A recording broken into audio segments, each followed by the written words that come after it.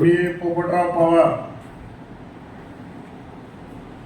इंदापूर तालुक्याला सर्व समाज बांधवांना विनंती करण्यासाठी आज इथं तालुक्यातील सर्व समाज बांधव बैठकीला उपस्थित राहिलेले आहेत। या बैठकीला मी असं आवाहन करतो की गेल्या 16 मार्चपासून मल्हारराव होळकर यांच्या जयंती दिनानिमित्त दीपकराव बोराडे मुंबईमध्ये आझाद मैदानावर उपोषण करत आहेत। त्यासाठी आजची बैठक आयोजित केलेली आहे। तरी इंदापूर तालुक्यातील सर्व समाज बांधवांनी उद्या मुंबईला आझाद मैदानावर उपस्थित राहावे ही विनंती। आणि जे समाज बांधव काय कारणास्तव येऊ शकणार नाहीत त्यांनी उद्या इंदापूर तहसील कचेरी येथे दीपकराव बोराडे यांच्या उपोषणाला पाठिंबा म्हणून एक तहसील कचेरीत निवेदन द्यावे ही विनंती।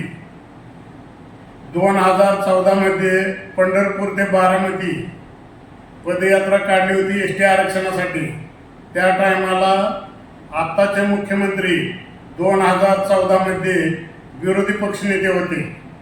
त्यांनी बारामतीमध्ये येऊन समाजाला एक आश्वासन दिलं की बाबा तुमचा जो एसटी आरक्षणाचा प्रश्न आहे की आमचं सरकार आल्यानंतर पहिल्या कॅबिनेटमध्येच तुमच्या एसटी आरक्षणाचा प्रश्न मार्गी लावा।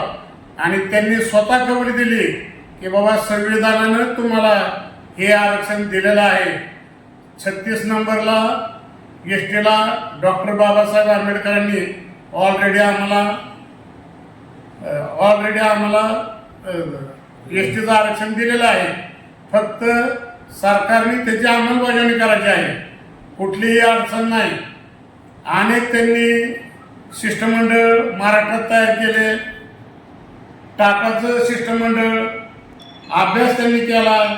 त्या अभ्यासाला अनुसरून आम्हाला आरक्षण द्यावे आणि आम्हाला आरक्षण द्यायला ह्या सरकारला कसलीही अडचण नाही।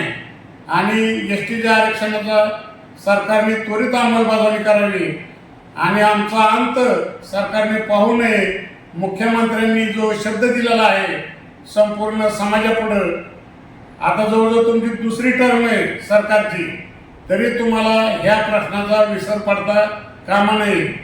काय जरी झालं तरी आता विधिमंडळामध्ये तुम्ही स्वतः प्रश्न हा लावून धरून आमचं एसटी आरक्षणाचा प्रश्न मार्गी लावून आम्हाला सहकार्य करावं।